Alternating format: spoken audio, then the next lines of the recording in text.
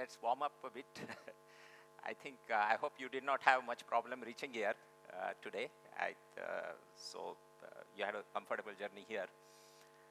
This is the most exciting time for the year, specifically for ER&D community, because, you know, every day, every month, we are focused on our day-to-day activities. We, as a council, we do some work every month, but this is the time to share it and really get inputs with the wider community. And so I'm so excited to be here this time. I have been here multiple times, maybe 7, 8 times, and but this is very, very special. I want to say it is very special because I believe it's a defining moment in the industry. And this is the time when the industry and the individual organization will really chart their ways for the future. This is not just a word. I think specific things I would like to say is the changes which are happening will really define, and it is up to us as an individual company, as a nation, and as an industry decide how we will respond, and that is going to be very critical. So I just want to spend few minutes here. I don't want to read through this slide, but if you really look at the world order, the kind of ecosystem people are trying to build in every geography, the IP-led platforms which are really disrupting the business models, it is going to be a very, very important part. I mean, I was just reading today, I mean, you all know about what has happened with Nvidia. Nvidia, in last 2 years, from 1 trillion, their market cap has gone to 4 trillion. It's basically a platform or a technology which has built that kind of a growth people have not seen. Today morning, did you see how Oracle has really changed in terms of, I guess, 60-70% increase in the market cap in last, 40%, in addition to 20%, whatever. So 50% plus increase in the market cap. So it is very, very clear that the IP-led platform and are going to disrupt the industry. And I think it is very, very important. And the localized supply chain for the agility. It is that everybody is trying to do. There are 2 systems. One is a Chinese system, and then there is a US system. And then there are also other local ecosystem which are building. India has a unique opportunity to build India ecosystem and be a part of global ecosystem, which is very, very important and a defining moment. The markets are expanding, and I think we'll talk about it a little later, but the opportunity is about the growing market, which is whether it is India, whether it is Asia. Just for you to know, on automotive, I'll just taking one example. By 2030, automotive, Europe plus US, almost double the number of vehicles will be in Asia. So you see the opportunity where the market shift has happened, where the people used to think about Europe or US as the market. So I think these are the big changes which are happening. And the innovations, new entrants, they are coming from multiple places. There were many companies who were not there for just few years back. They have come and been a very, very strong competitors. And we'll hear today also from our own Indian JSW, which is coming as, Indian, as an Indian OEM. But there are many other OEMs, many other technology companies who are coming and are developing in different markets. I mean, and the kind of changes which are happening. The other part is the competition. What kind of a competition they are creating? I was talking to one of my clients, and they were saying that they were working on an autonomous work. They used to deploy about 200, 250 people for 6 to 9 months or 12 months for one revision. Last year, they did it with 30 people in 6 months. It's a Chinese platform. So I think it is important to see how things are changing, markets are changing, and the competition is changing. So it is a very, very important for us to understand. So why I say it is unpredictable change, typically in all all these years, we see there is one change which is dominant. Now we have multiple changes which are changing. Technology is, of course, changing. And one just point I want to tell you, which is very, very important for this industry, whether it is GCC or service providers, you have to move towards a product platform or the full solution. I think that is the biggest change in terms of technology mindset we have to adopt. And I think that is very, very important. And there are many competencies. Of course, AI is the biggest disruption. It is not one of the disruption, but it will define. But AI by itself will not do anything, but AI plus will change it. The point I wanted to say is it is not only the changes, but the pace of the change is the critical part with the global shift. And that will define our growth trajectory. This you have seen. The only point I want to bring here is global technology landscape. I told you about disruptions, what is happening, etc. But there is a huge demand of the technology. If you really look at it, there are many technology areas. There are many areas which are coming. So ER&D spending across the sector can reach 3.3 trillion by 2030. From 1.8 trillion in 2023. So actually going forward, it is a CAGR of 10%. It's a significant area. The only thing is whether you are going to capture it or somebody else is going to capture it. The growth is there, opportunity is there, and it is not in your traditional market. I think that is the basic message. And if you really look at it, you have been seeing many industries, but look at semicon, there, but cyber security, advanced aerospace defense, as you know, then EV batteries, industrial electronics.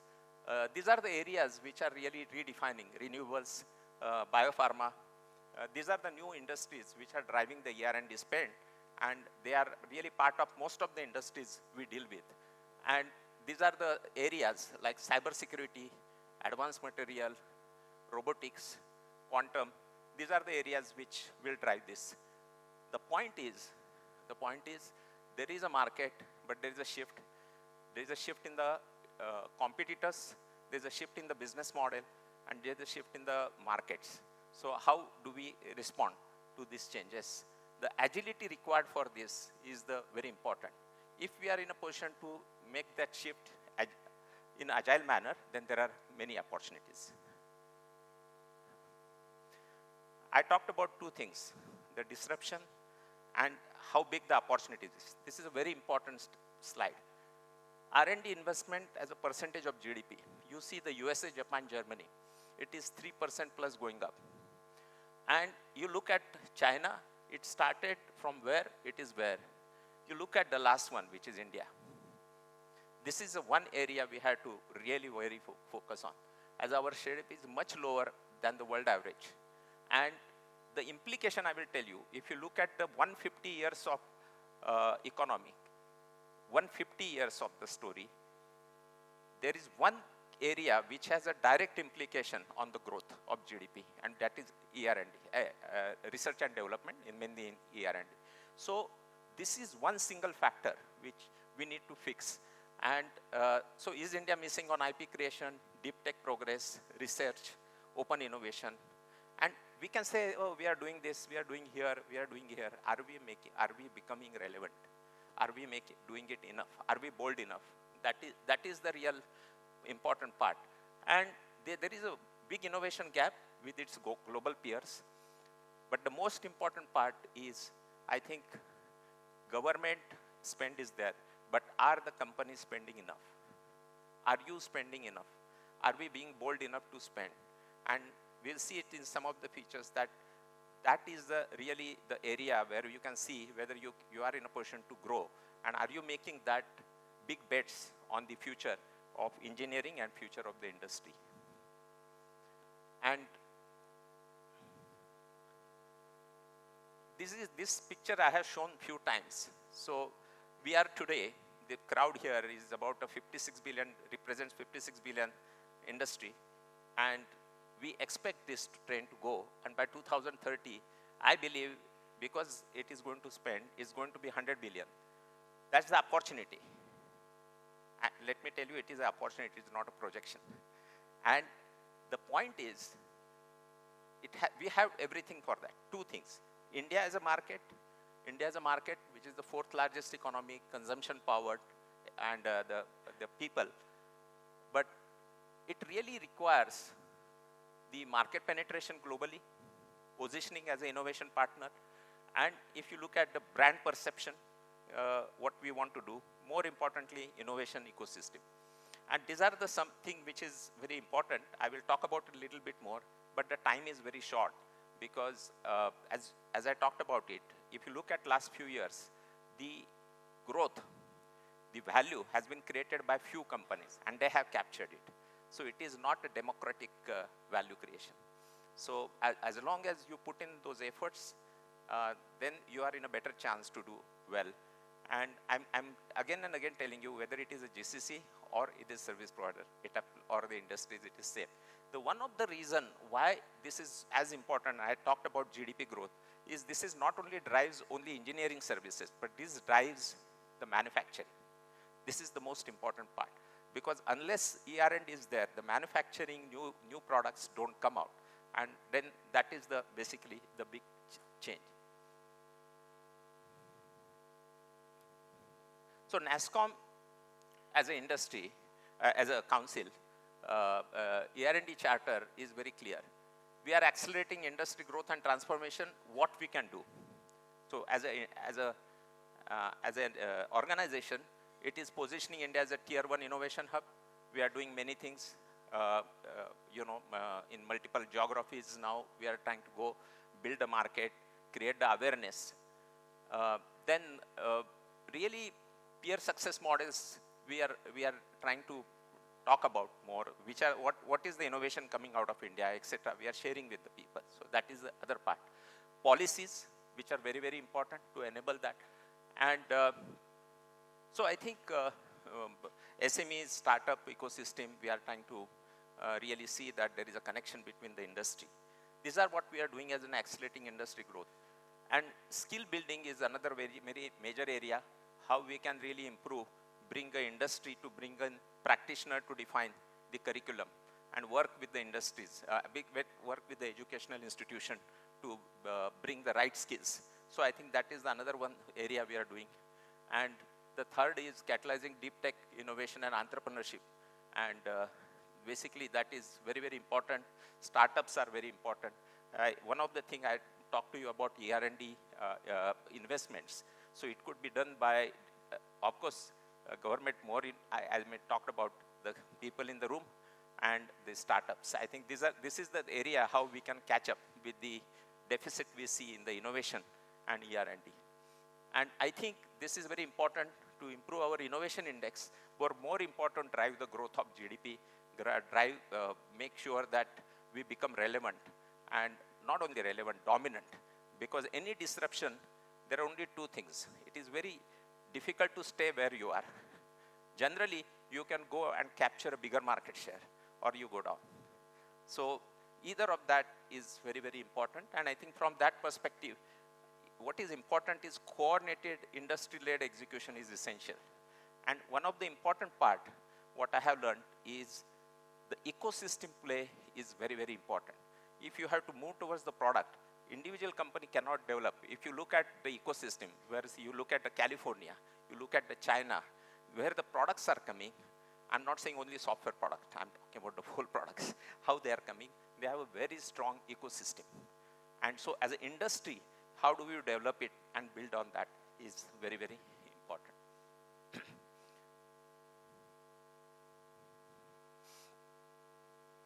So this is one thought I want to leave with.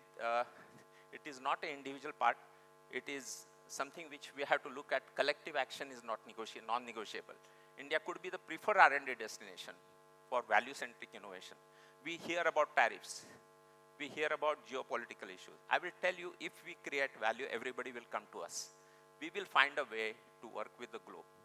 They will find a way to work with us. So I think the point is, if we don't move, I think that will be, it will create bigger challenge. And how we can do it? So the GCCs are there. I think again, I think the sustained ER&D investment, how do you make sure that you make the investments here? How do you build the ER&D capabilities for the global market? And one of the biggest opportunity I see for GCCs as well as Indian companies is to really build India for India. Because many times the global programs, they will not give you the holistically. They will say that there are other areas. But India for India, you have a better chance to own the whole thing, innovate, bring a new thinking. And that is one very, very important way in which you can build these capabilities and hopefully then take it to the global. As you see, many companies are using India to export also. So I think from that perspective, it is it. And what we can do as a co-builders, basically, end-to-end products and solution is going to be critical. Talent expertise and integrated software, hardware ecosystem. This is what it is there, which is going to be very important. And the ecosystem talks about startups, educational institutions, and even the different supply chain we can be. So the opportunity for India is a big market. So of course we have to build an ecosystem in India in order to innovate. It is important for innovation. It is important for creating product. And the second thing is to be a part of global ecosystem where we have a very good position in sometimes it's where we can get into different supply chain. So I think these are the one thing I think the ecosystem strengthening is very necessary and which is what we can do today and we can do in next few days. I think the point is in next few days we have a lot to see and learn about all these areas, these technologies, etc. But I believe it is 2 days of discovery and dialogue. We have industry leaders, insightful session, whether we can take some meaningful thinking, meaningful relationship and thoughts about building the R&D expenses, holistic products for your organization, and also whether we can help enable the ecosystem for India and for globally. That's what is basically the tone of this session, and these 2 days you can really spend in exploring these areas. Thank you.